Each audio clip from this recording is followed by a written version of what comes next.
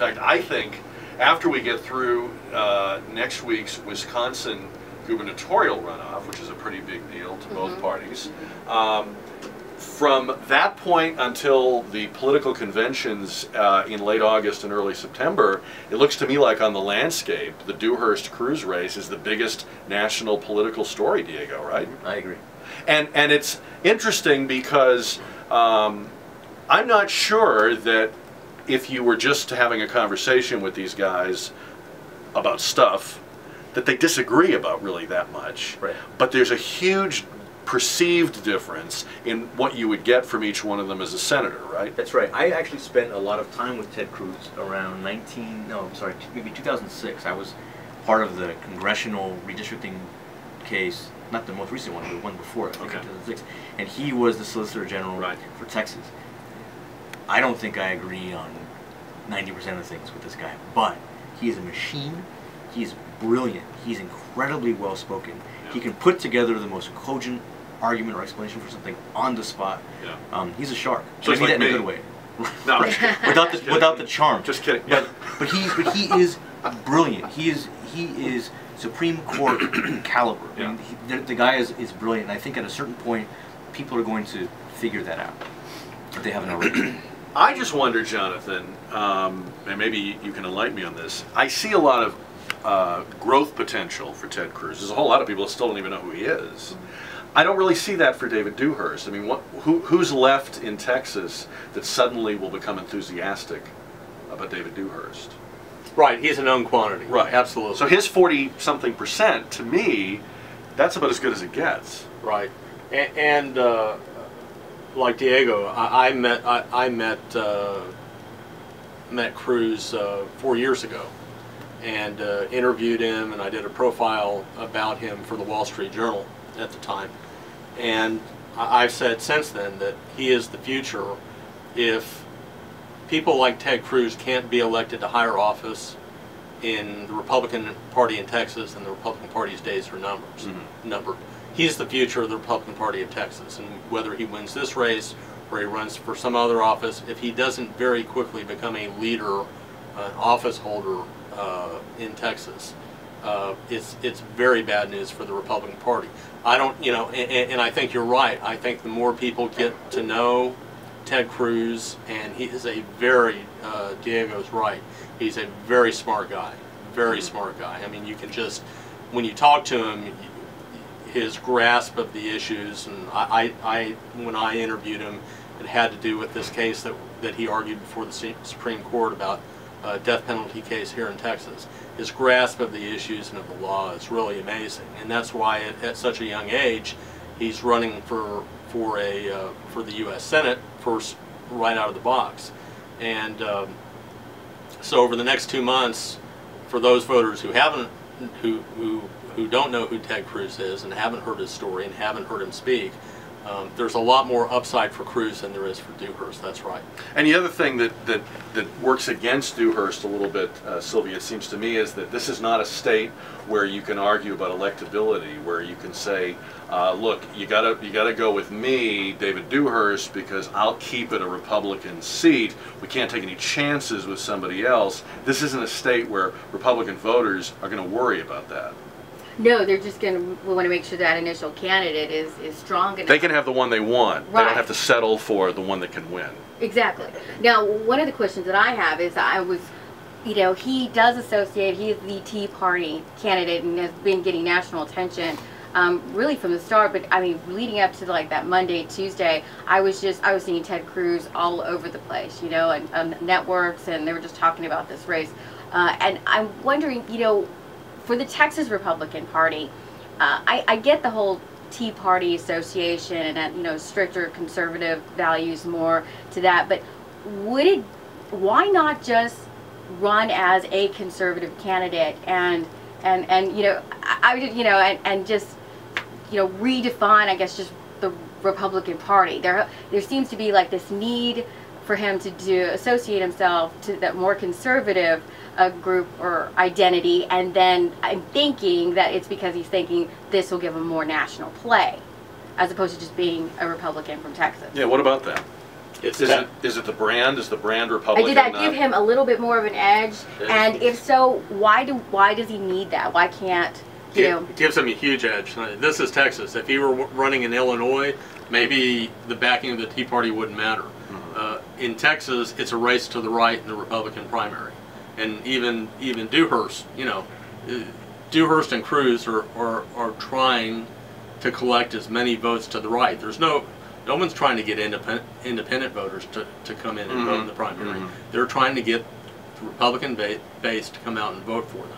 But won't this, doesn't this have the potential of hurting him later? I mean, leaning too far to the Tea Party side? But that's Jack's point. In Texas right now, maybe in a few years the demographics are going to change, the voting patterns are going to change. But right now, every statewide office in Texas is a Republican holds it. Republicans have won every statewide election since 1996. That's not going to change this year. Diego, where are the Democrats in this race? And nothing against, I mean, Paul Sadler seems like a good guy, and we have Grady Yarborough, God bless him. You know, this is a big moment for him. He's run many times. He's actually in the runoff. We interviewed Sean Hubbard, who's a very bright guy. Yeah. No offense to them, but let's face it, not a snowball's chance in hell. Okay. Why aren't they trying harder? It's an open seat. Why aren't the Democrats trying harder? I think that, you know, there's probably every consultant on the planet saying, you know, if you want to do it for the sport of it, have at it, but it's sort of a done deal. And they want to make it competitive. There might be some sort of idealistic interest in making sure the democratic process works the way it's supposed to, but like you said, I mean, you're not saying anything that other people don't know, and so you're just giving it a go. Yeah. I mean, I understand that we're a one-party state by virtue of the success Republicans have had, but I also feel like we're a one-party state because in some of these big races, it's not like there are no Democrats, but I don't see anybody. I don't see anybody with any oomph even trying. Well, at the same time, I mean, I think in some ways maybe our best candidates, right? Democrats' best candidates are not going to spend their time in a race like this. They may seek other office where they think they can be successful. I also think that in races like this, these are opportunities for other folks who are Democrats to sort of make a name for themselves. I mean, you're saying people's names that you wouldn't otherwise say, and even after the race is over, they're on your radar. But they're not the future. You know, they're not the future. They're not the future of that area. They might be the future for something else, elsewhere. It's possible. I talked to Paul Sadler about this when he came into the Express News. And, you know, Sadler was a real leader in the Texas legislature for 10 years. And probably knows more about public education than anybody else in the state. And was a great centrist, worked with Bob Bullock, worked with Governor Bush, very well-respected person in Austin. And I asked him, I said, and he's been out of politics.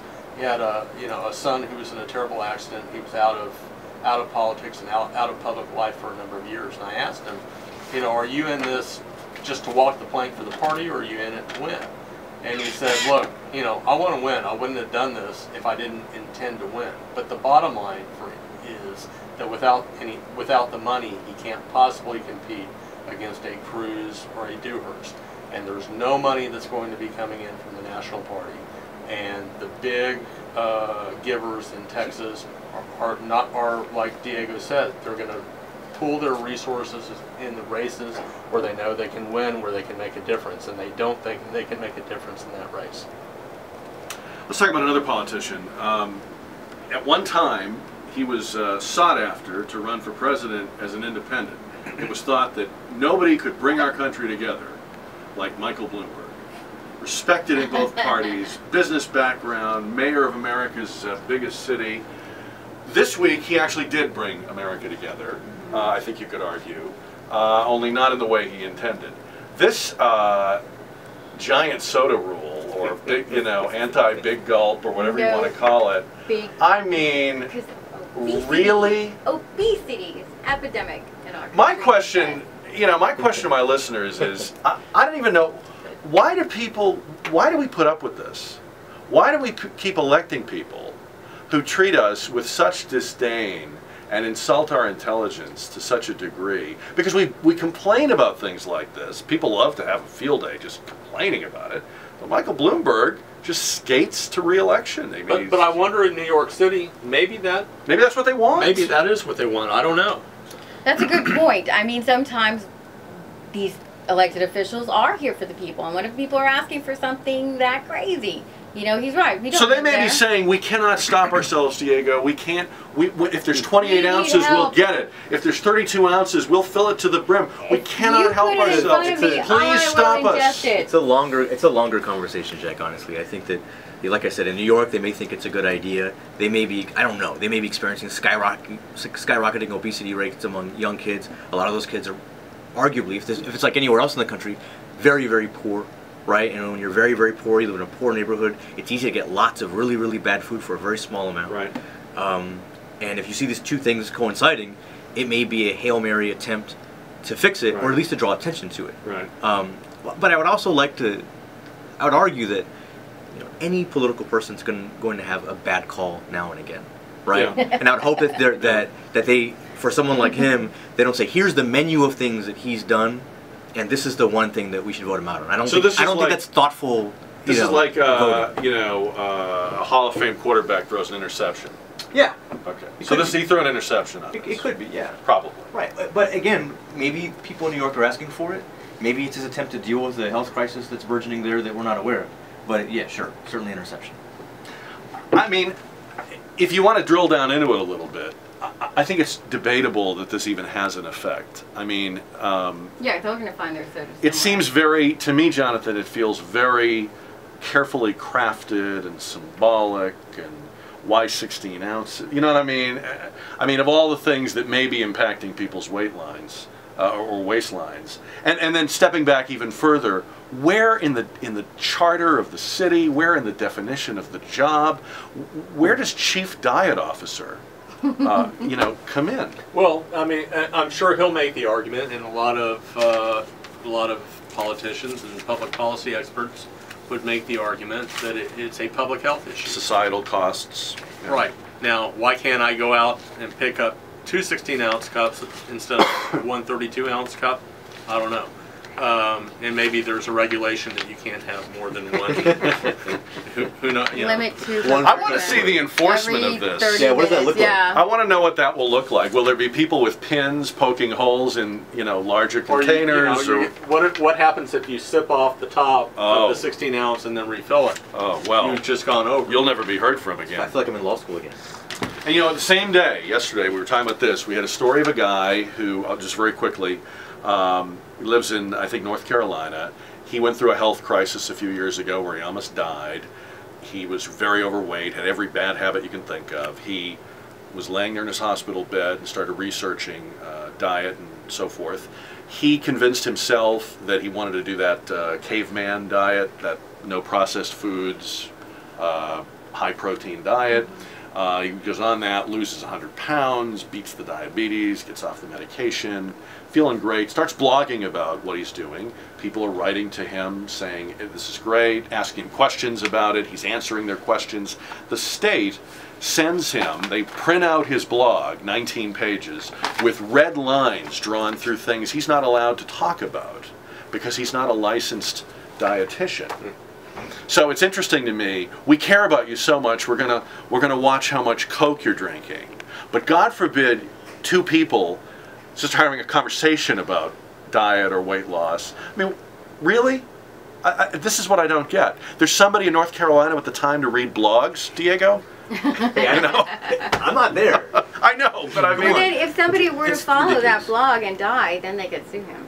Well, no, I mean, I don't think that it's a First Amendment thing. You should be able to talk to people about what you're doing with your life to improve your health. unless you're misrepresenting yourself as a dietitian, I don't think the state gets to decide who Yeah. can tell you about food. That's right. I mean, blogging is just it's self-expression. You should be able to talk about what you're Well, doing and with your tons of life. people do this. Tons of people Right. have blogs and are on TV shows and you just Forget you know, blogs. If somebody in the office loses weight or stops smoking, you can't shut them up, right? About how they did it, and they want to tell you about. You don't even have to ask; they'll come up to you and start telling you about Yeah. it. Right. So when does that become speech that has to be I don't governed know and how often that prescribed? happens. That sounds like a unique case. I mean, Well, I just think we have too much. I'm in general. I think we have too much licensing of everything and permitting of Yeah. everything. I don't know why the guy that cuts my hair has to have a license. I don't know why people that cut flowers and arrange them in a vase have to have a license.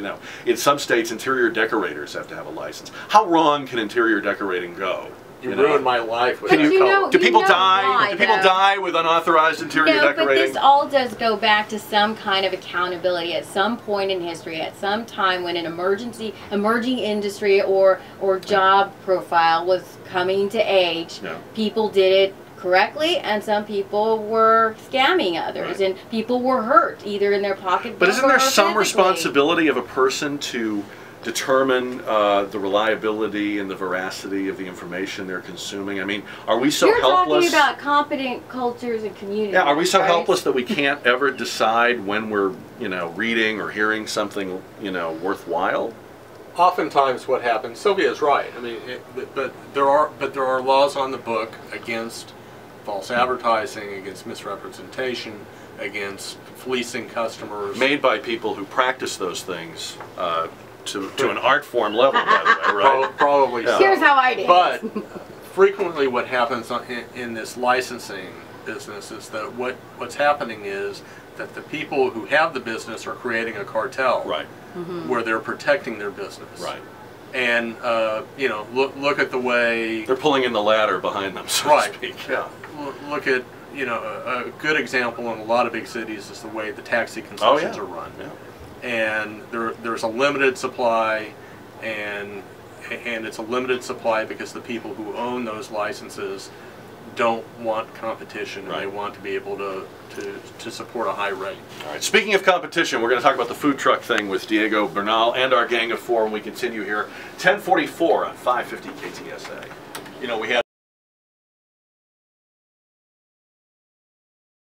550 KTSA News Time, 11:07. Gang of Four continuing for a Friday morning as we head into the weekend. On our gang today, op-ed columnist from the Express News, Jonathan Gurwitz. He's also on their editorial board. Sylvia Rincon from Fox San Antonio, the live desk now in the morning, right? All right. And District 1, downtown, Diego Bernal. I like it, downtown Diego Bernal. All right. District 1's definitely the be in your card right there. Just- That's right. Just drop the Diego. You're downtown. I like that. Yeah. I'm using it. All right. It's gonna help me Good day. get married and have a kid. What do we say about the John Edwards trial? I mean, 9 days of their lives, these jurors will never get back. Who knows what it cost?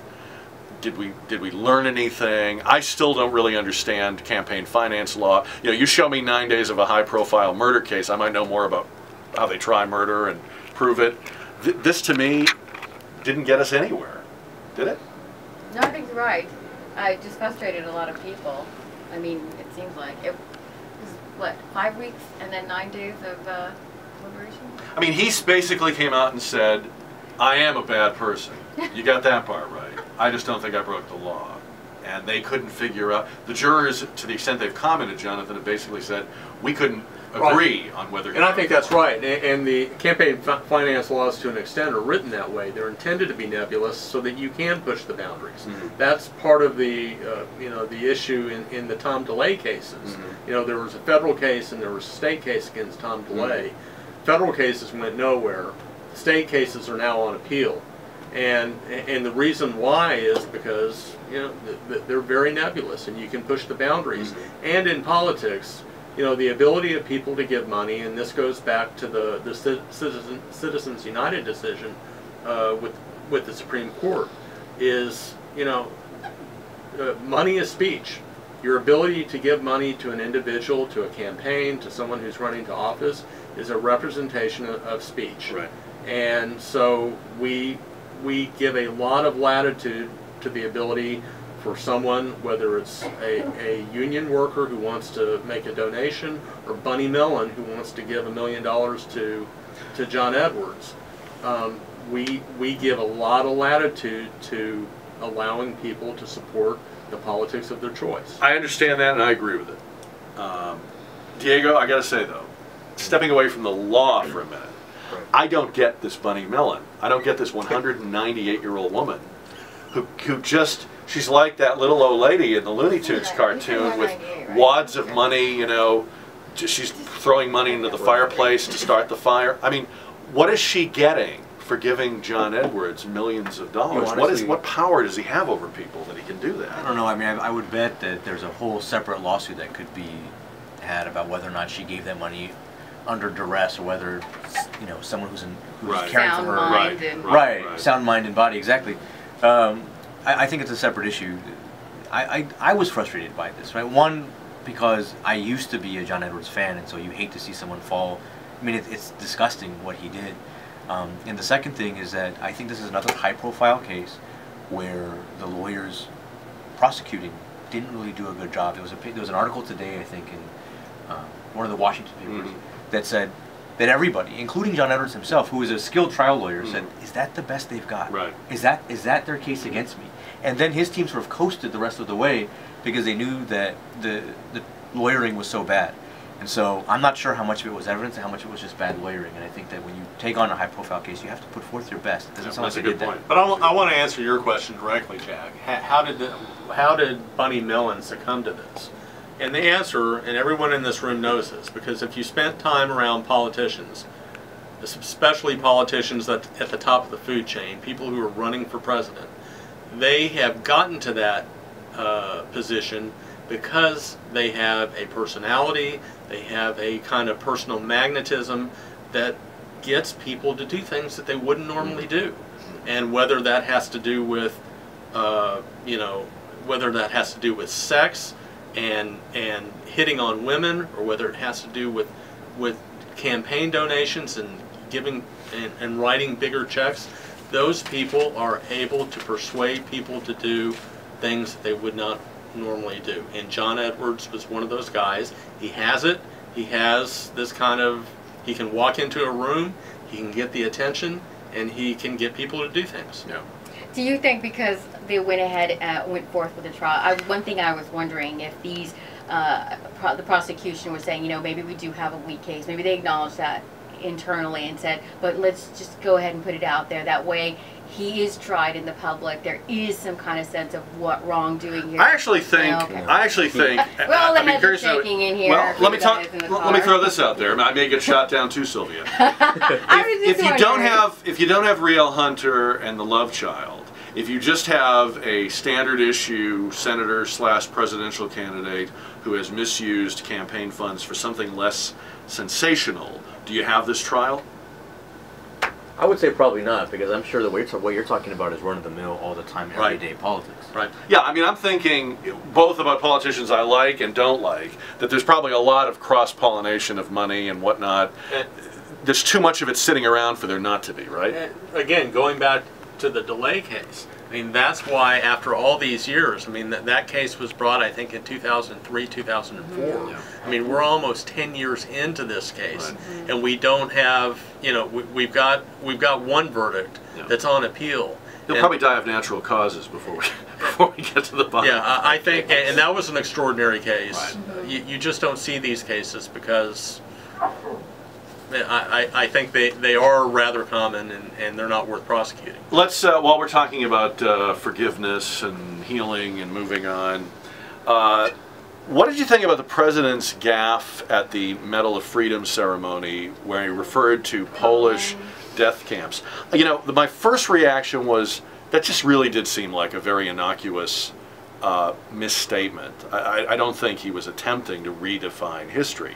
I then had to realize how that sounded to Polish, not only people in Poland, but Polish Americans, Holocaust survivors. It is a significant distinction. And to me, the real problem wasn't the misstatement, but that it wasn't immediately and conscientiously amended. Corrected. They seemed very cavalier about the fact that nothing more needs to be said about this. This was, by coincidence, Jan Karski, the person who was receiving the medal. He was one of my professors at Georgia. Oh, okay. I knew Karski well. In fact, my column this Sunday is about Karski.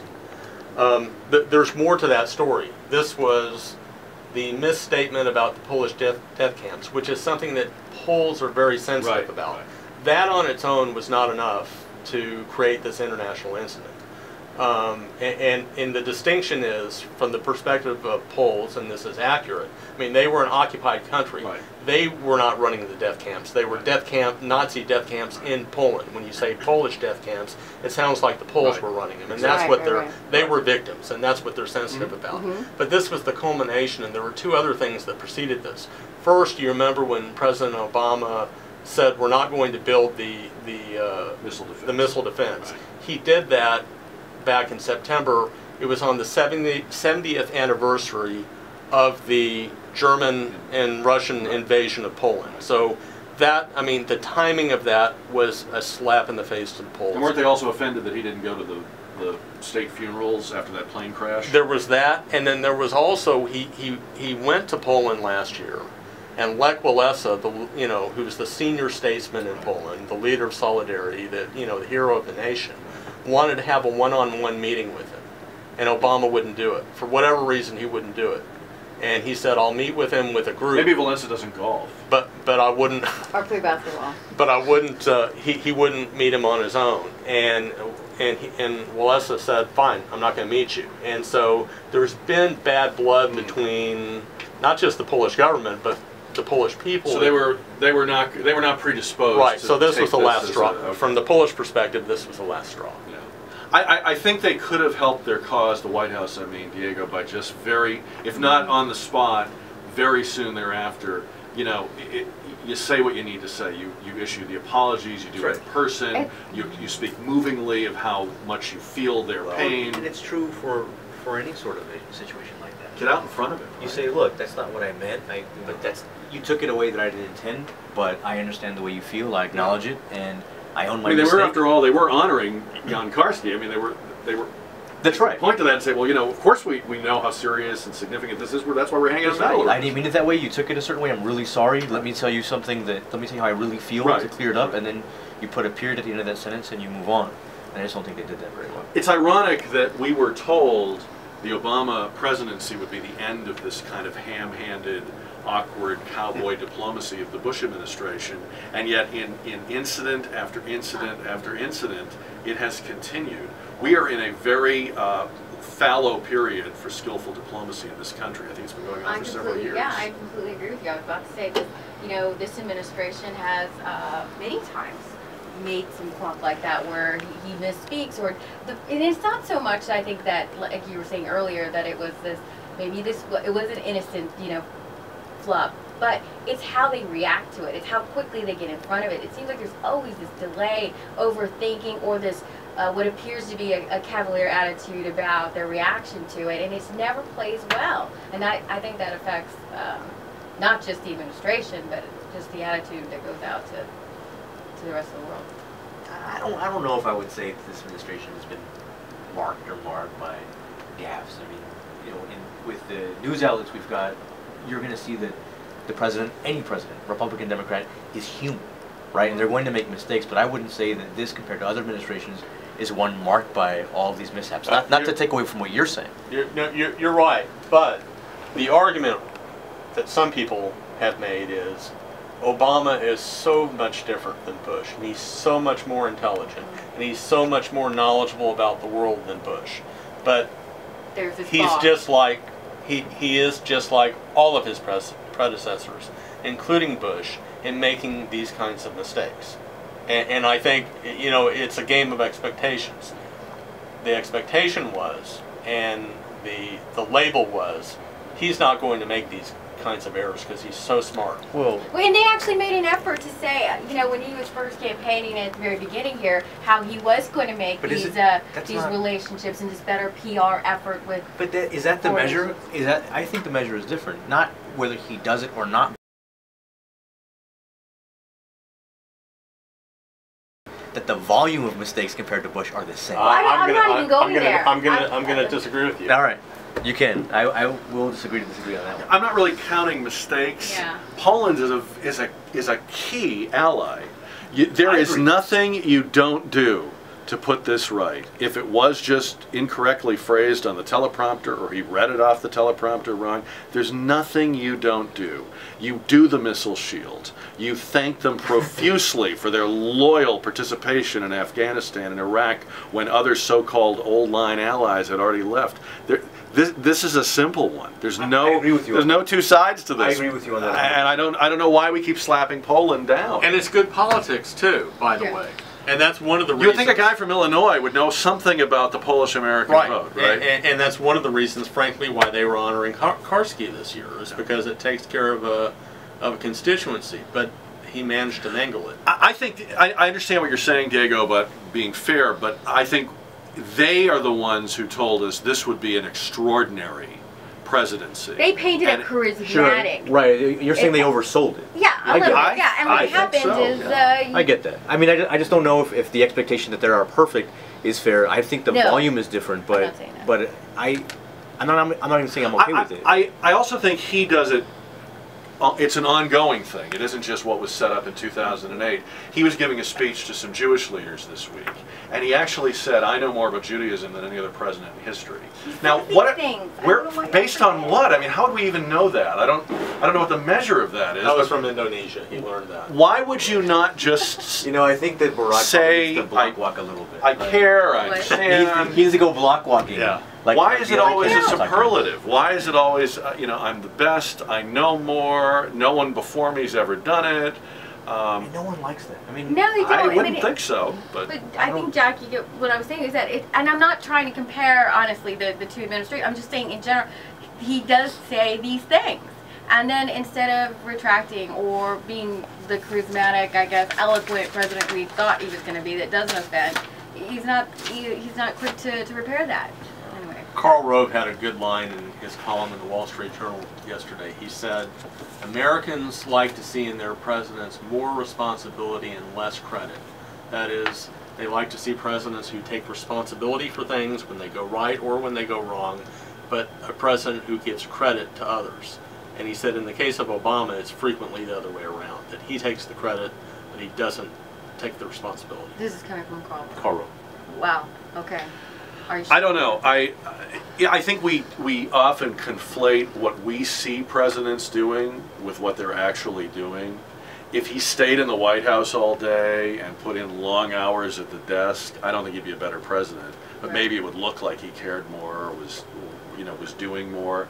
I'm not going to take him to task for the golf and the this and the that and the trips to Target. To me, in fact, I'm almost going to say maybe the less time he spends on some of these things, the better, because his inputs don't seem to be having very good results. But do you agree that we don't really know by the public events of a presidency what a president's actually doing most of the time, right? Absolutely. You get a sense of who they are, and it tells you what kind of public persona they want to have. I mean, George W. Bush wanted people to know he was not tied to Washington. He was not a Washington creature. And when he could, he was going to get out, he was going to go back to the ranch at Crawford. Reagan was the same way. Obama has created his presidential persona. And that persona is that he's very at home in the West Wing. He's very at home at fundraisers and in Martha's Vineyard and in Manhattan and in Los Angeles and San Francisco.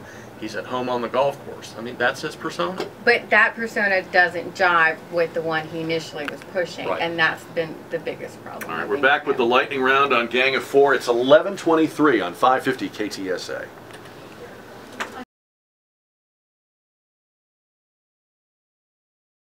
But one of the other researchers says he's worried because now he thinks everybody will believe they are in the 10%. I know I am. I'm clearly in the 10%. Exercise has been terrible for me. I need to get off of it if I can. But I just thought it was great. For once, there's like a guilt-free, I don't have to go to the gym, right? Oh, no. I could be doing myself terrible damage. Oh, stop. Were all these folks starting from a place of good health? When they started? Yes, they were studying healthy people, and they found that in 10% of them, there were 7 measures they were looking at in their blood work. 10% saw one of those factors go up.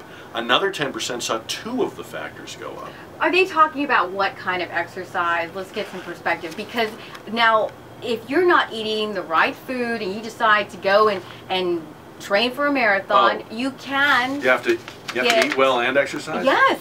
Oh, I thought it was either or. You can actually hurt yourself. Oh. It's true. I think they also discovered that... I got to move to New York. I didn't know that. Jack, I was just going to say, I think most of those 10% live in New York and drink 32%, 32-ounce drinks. And it's all sugar, yeah. They're carrying around vats of Dr. Pepper. For those of you listening to that, I would really do some homework and not just take that. You think, Sylvia? Oh, no, I'm just going to go with it. No. I only heed scientific articles that support what I'm already doing. So. When we were talking earlier about the whole business, the legal business of calling someone gay, there was also a court decision this week that said liking on Facebook, clicking the like button, is not constitutional protected free speech. It came up in a case in Virginia where former employees of a sheriff said they were fired because they had liked the page of his opponent. And this court ruling, which I think is wrong, I think is going to be overturned, said that liking is insufficient speech to merit constitutional protection. I didn't realize you had to have a long enough sentence for it to be protected. I thought one word was protected. Yeah, you yell fire, that's less than, how long does it take to say fire? You think liking is constitutionally protected, John? It's a personal expression. Yeah. It seems like that would be protected. I would be surprised if that doesn't stand. Yeah, if that does. If it does stand, yeah, it doesn't sound like that's going to hold up, right? No, the law is always so bad with keeping up with technology. Right. We're not liking. That's exactly the point. We're not liking that decision. Right. By the time they get it right, we're in something else. Taylor, our friend Taylor here, is a big indie film fan, so he probably has heard of this movie. I had never heard of it. Apparently, there was a independent film, a romantic film that came out last year called Salmon Fishing in Yemen. Yes. Heard about this? Yes. There's no salmon in Yemen. Yeah, well, but apparently so many people were moved by this movie. Sounds like a real chick flick. What are you looking at me for? That now the Yemeni Tourism Board, and who really knew there was one, is contending with the problem of people booking vacations in Yemen and then complaining, where are the salmon? Oh no, say it ain't so. That must be some movie. Wow. Yeah. That people are going to Yemen for salmon fishing. I didn't see it, I think. Who are these people? Let's ask that. They're probably the people that have stopped exercising because of that study. Right? Yes, I think so. You know what Yemen needs some food trucks. That's what Yemen needs. Who are these people? I just find that fascinating. Al Qaeda has a truck that serves us. They do have a truck-based service. Look at a map. Where would the salmon be in Yemen? Look at it. It's a landlocked desert country. I'm telling you, a map and a menu. And finally, NASA announced this week that our galaxy will collide with a neighboring galaxy in 4 billion years, but Earth will survive that collision. So they say. Well, who's going to check them on it? Yeah. Right? Time to start hoarding. But who will know? Why is NASA even dealing with 4 billion years from now? You know? I don't think... I like that they're thinking about it. You do? I'm okay with that. What do we do with that information? How is that news I can use? Look, you know what? It had the desired effect right now, 10 seconds ago. You read it on the air and we're talking about it. And it eliminates NASA's that in the news. fear It's putting that NASA in the news. NASA's in the news. That's its solution. That's right. Well, in Dragon, the capsule, that was a very exciting, venture recently for SpaceX and NASA. So I think everybody's thinking about this stuff. And for people like me, sometimes I wonder, is it going to be tomorrow or a billion years from now? Now I can rest tonight knowing that it's not tomorrow, it's a billion years from now. It's November 2012. And maybe they're doing it, maybe because we're in the age of private because you don't space know. travel, I was thinking private space ventures, NASA wants to stay relevant. I think you're right. I think they are really scrambling. Diego made the point of the morning right there. Themselves back on All right, top so there. you feel safe buying green bananas this weekend. We have 4 billion good to years, go. and even then we'll be all right apparently. Diego Bernal, City Councilman, District 1, great job today. Thank you for coming having in. me. Thanks. Really added a lot to this. I appreciate it.